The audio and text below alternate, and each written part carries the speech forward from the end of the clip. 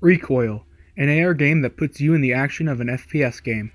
This game requires the starter kit, which is an investment in itself. Online you'll see that the kit can cost up to $130. That is the manufacturer recommended MSRP, though while I was looking for it, it was actually difficult to find at that price, and I found it at $60. So it's a lot cheaper than what they think it should be. In the starter, you'll find 2 essential things, 3 items total.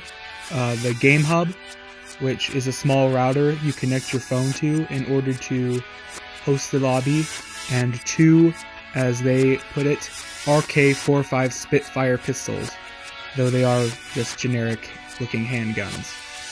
The game hub can also be used for a 16-person game match, which I haven't tested, but I would assume is a lot of fun. A quick description of how this game plays is once you set it up, which is shown in the video previously. After game setup, which requires you to start the hub and connect your Bluetooth enabled guns, even though this last step isn't required, you can actually use just your phone, but I haven't tested that yet, so I can't speak on it. The host can start the match. This match can hold up to 16 people, but that is not required. There's a minimum of 2. After starting the match, the game will have you set your spawn location. This happens in both indoor and outdoor mode. And after doing this, a countdown to the game start will begin. This game is a lot of fun and actually feels a lot like a real first-person shooter. The developers did an amazing job putting this AR game together and syncing it with the gun so that it feels very realistic. I think playing with this gun the way that they've set it up is way cooler and a lot more fun than playing on either controller or keyboard, just because of how realistic it feels to how the gun shoots. This game also actually had me wanting to go out and play it more because of how fun it is to be in a match, even a small one. All these good things said, the game does have some really bad elements. When I first got the game, one of the major issues I had was one of the phone mounts was not properly assembled. This was quickly fixed using a rubber mallet and a little bit of time, because it was just the piece wasn't inserted correctly, but it was worth mentioning. This game is also a currently updated project, which means new game modes are still coming out, and one new game mode, Capture the Flag, is very glitchy and did not work correctly while we were trying it. I'm assuming this will be rectified in a later update, but also just something to know right now. We've also found that in smaller areas, this game doesn't work very well on outdoor mode. Obviously on indoor mode it is made for smaller areas, but it's also just a good note to have.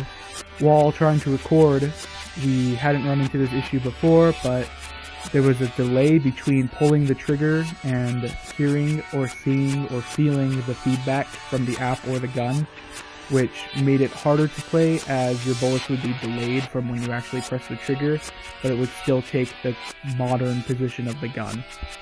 This issue seems to be fairly rare, as it has only happened once in the many times we've played this game. In rating this game, I would have to give it an 8 out of 10.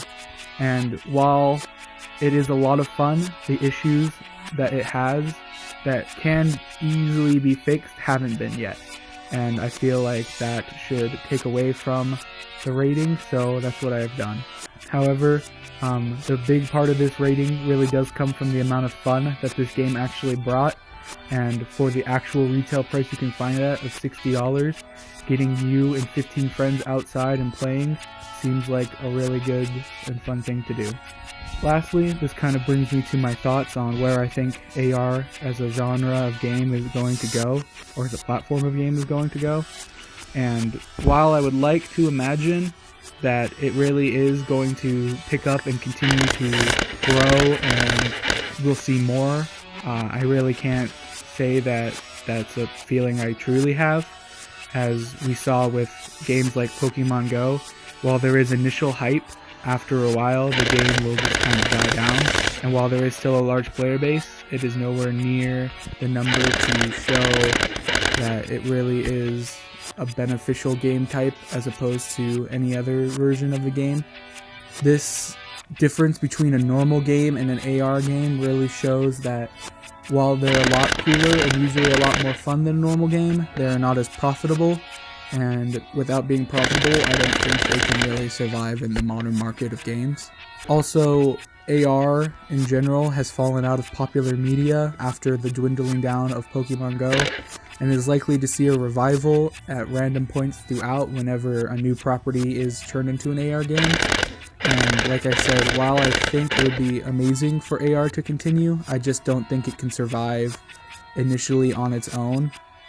Maybe with a merger with VR, where we have a VR AR experience, I think they can both thrive together, but on its own, I don't think AR is going to survive very well, except for just being a couple of smaller games that have just a dedicated but small fan base.